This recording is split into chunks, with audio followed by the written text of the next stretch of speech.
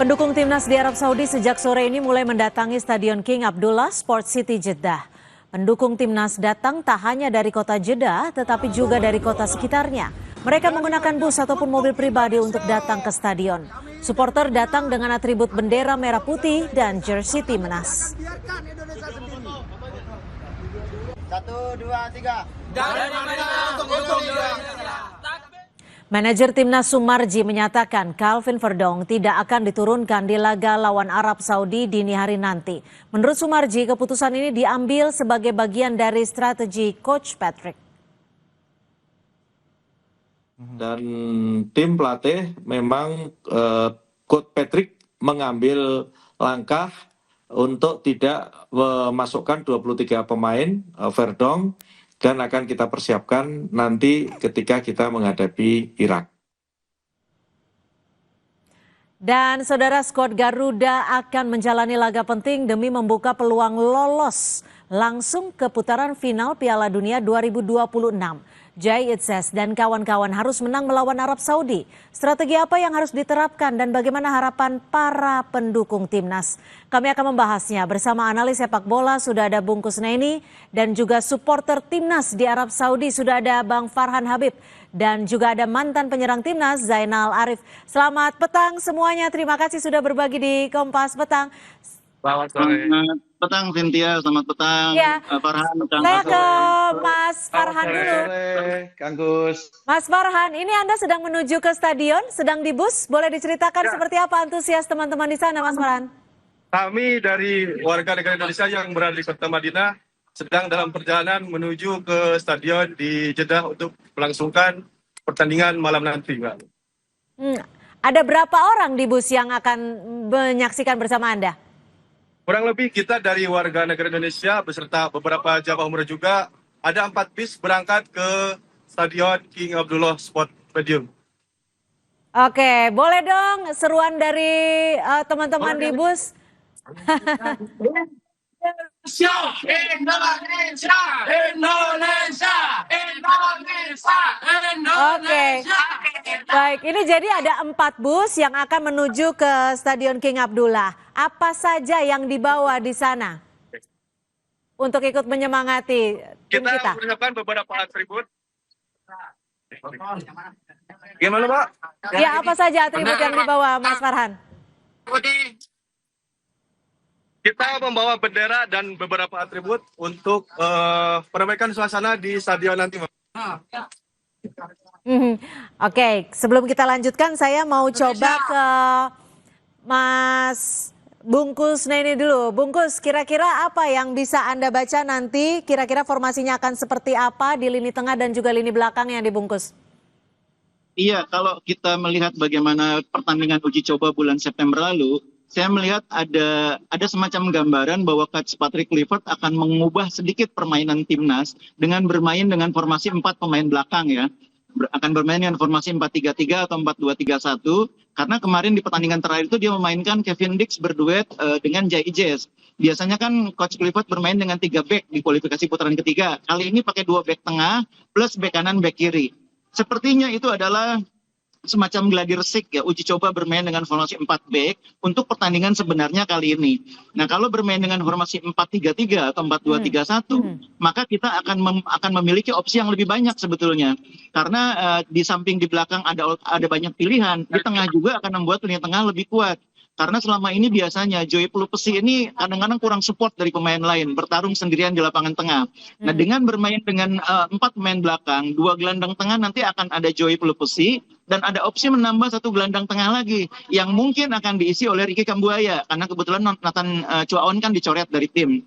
Nah, ini akan membuat lini tengah kita lebih kuat, lebih mampu mengimbangi agresivitas para pemain tuan rumah Arab Saudi yang pasti akan bermain sangat ngotot untuk berusaha menang. Jadi dengan formasi dengan 2 pivot di tengah, kita akan memiliki lini tengah yang lebih kuat, yang lebih mampu bersaing dengan lini tengah Arab Saudi. Nah, kan kita juga dapat informasi bahwa Verdong tidak akan diturunkan dalam pertandingan ini. Lalu strategi apa yang sekiranya akan disiapkan oleh Kluivert? Tapi usai jeda kita akan membahasnya. Tetap bersama kami di Kompas Petang.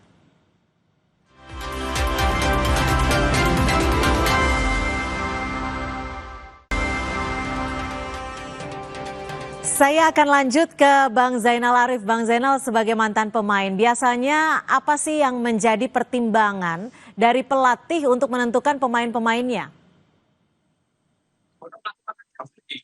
Iya, terima kasih. Biasanya para pelatih itu melihat bagaimana di official training ya, di pertandingan sebelum bertanding, akan melihat bagaimana kebugaran si pemain tersebut, dan akan menyesuaikan juga taktikal apa yang akan diturunkan. Seperti yang disampaikan tadi Mas Kusnaini bahwa double pivot kemungkinan ini bisa terjadi dan menyimpan posisi Etam sebagai pre-roll-nya di situ. Bisa Etam, bisa Kambuaya. Tapi ini strategi yang menurut saya sih cukup efektif ya. Ketika nanti timnas mengandalkan back four yang selama ini juga cukup kuat dan kita sudah teruji ya. Sudah bisa mengantisipasi bola-bola atas. Di sana juga ada J.I.Jes juga cukup baik dalam mengendalikan bola-bola atas. Jadi timnas kita saya pikir juga harus bisa lebih kuat dalam hal penguasaan bola. Bungkus, kalau Anda melihatnya sama seperti itu atau seperti apa? Lalu bagaimana dengan nantinya peran Kambuaya? Apakah akan langsung dimasukkan sebagai starter atau akan masuk di ini kedua? Iya, menarik bagaimana melihat perkembangan Ricky Kambuaya di 2 laga terakhir ya. Nah, saya pikir dengan 2 penampilannya yang sangat baik di 2 laga terakhir, dia akan menjadi salah satu kandidat di posisi starter. Tadi saya sudah menggambarkan bahwa salah satu opsinya adalah memainkan Ricky Kambuaya berduet dengan Joy Pulepsi sebagai double pivot. Tapi betul kata Kang Abo tadi, Zainal Arif, bahwa Ricky Kambuaya itu bisa juga main di belakang striker. Dan bisa menjadi pemain yang efektif karena punya kemampuan mendobrak pertahanan lawan. Nah, kalau Ricky Kambuaya main di posisi sebagai second striker, di posisi di belakang striker, maka Tom Haye yang akan berduet dengan Joy Pulepsi. Nah, kalau misalnya Verdong sudah pasti absen, kalau misalnya posisinya digantikan oleh Dean James, maka Dean James akan main back kiri, Ragnar sebagai wing kiri. Tapi kalau misalnya back kiri diisi oleh Sen Patinama, maka Dean James bisa main juga sebagai wing kiri, karena Dean James ini punya daya eksplosif yang bagus untuk main dari sisi sayap. Itu yang saya bilang tadi. Patrick Kluivert sekarang punya banyak opsi karena memiliki banyak pemain dengan kualitas yang bagus dan bisa saling mengisi. Kelebihan tim ini dibanding tim yang bertemu Arab di kesempatan yang lalu ketika kita menahan imbang, sekarang ini lebih lengkap materinya. Oke, lalu kalau ini apakah termasuk mengganti posisi Verdong? Ya, Verdong kan sudah pasti nggak main. Makanya pilihannya yang saya bilang tadi. Kalau mau back kiri yang eksplosif, bisa mainkan Dean James. Tapi kalau mau back kiri yang kuat bertahannya, mainkan Sen Patinama. Dean James bisa main sebagai wing kiri untuk menambah daya dobrak di depan. Ada Dean James di kiri, ada Miliano di kanan, strikernya Ole. Atau strikernya Zylstra kalau misalkan Ole belum fit. Jadi kita punya banyak opsi sekarang ini dengan pemain yang karakternya berbeda-beda. Oke, jadi menurut Anda Ole akan langsung diturunkan ya? Lalu bagaimana dengan Orat Mangun dan juga Sananta? Oleh seperti yang saya bilang tadi, kalau kondisinya fit, dia mungkin akan dimainkan sebagai starter karena kita butuh dia. Dia sudah membuktikan diri sebagai pemain yang produktif, 3 gol dari 4 pertandingan. Tapi kan semua ditentukan pada saat latihan terakhir, kondisinya seperti apa. Nah, kalau Oleh tidak siap main sejak awal kan bisa main nanti di babak kedua. Bisa main dulu misalnya Mauro Zylstra. Nah, ini saya pikir alternatif yang kita punya sekarang yang akan membuat kita ini lebih kaya variasi taktik. Oke, Mas Farhan, kalau Anda berharapnya starter 11-nya ini pemainnya siapa saja yang diturunkan, Mas Farhan, dari sisi fansnya nih, supporter? Kalau dari kami untuk starter, kita berharap Oleh bisa main ya. Oke, yang lain? Kita berharap Oleh bisa main dan juga untuk kiper kita berharap juga Martin Pes bisa bermain. Coba. Formasinya yang Anda harapkan seperti apa nih, Mas Farhan? 4-3-2. 4-3-2.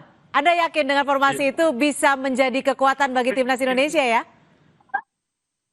Yakin, insya Allah yakin. Oke, Mas Zainal, kalau kita tahu Anda sebagai mantan pemain penyerang timnas, bagaimana sih sebenarnya kualitas penyerang depan yang dimiliki timnas saat ini menurut Anda? Ya, tentu sosok Ole ya, yang selama ini juga tidak butuh validasi lagi. Dia sudah mencetak 3 gol, dan harapan sih dia bisa diturunkan, tetapi high risk juga ya. Kalau diturunkan dari menit awal, dia udah lama cedera. Tapi saya masih tetap punya keyakinan dengan striker yang lain, ada Miliano juga, terus juga kita tidak bisa melupakan Ramadan Sananta yang sudah bermain juga cukup apik di Liga Malaysia bersama Brunei Darussalam. Jadi pilihan opsi yang tadi disampaikan oleh Mas Kus ini lebih enak ya, lebih pas, tinggal menyesuaikan lawan yang mana yang mesti dihadapi.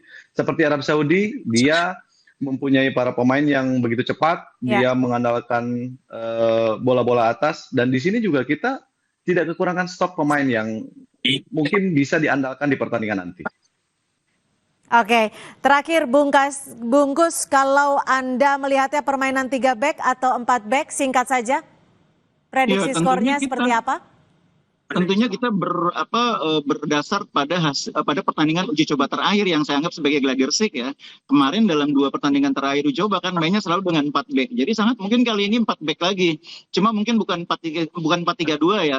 4-2-3-1 mungkin ya. Karena kalau 4-3-2 artinya kita kena kartu merah itu. Baik. Oke, tentunya menjadi harapan kita bersama, stamina timnas baik, hasilnya juga baik, Garuda tetap di dadaku. Terima kasih Bung Kasno ini dan juga Mas Farhan. Doa kami ya untuk supporter di sana untuk membantu timnas kita, dan juga Mas Zainal, terima kasih. Sama-sama, Kang Gus. Saudara, informasi lainnya di Kompas Petang masih akan kami sajikan selepas jeda, tetap bersama kami.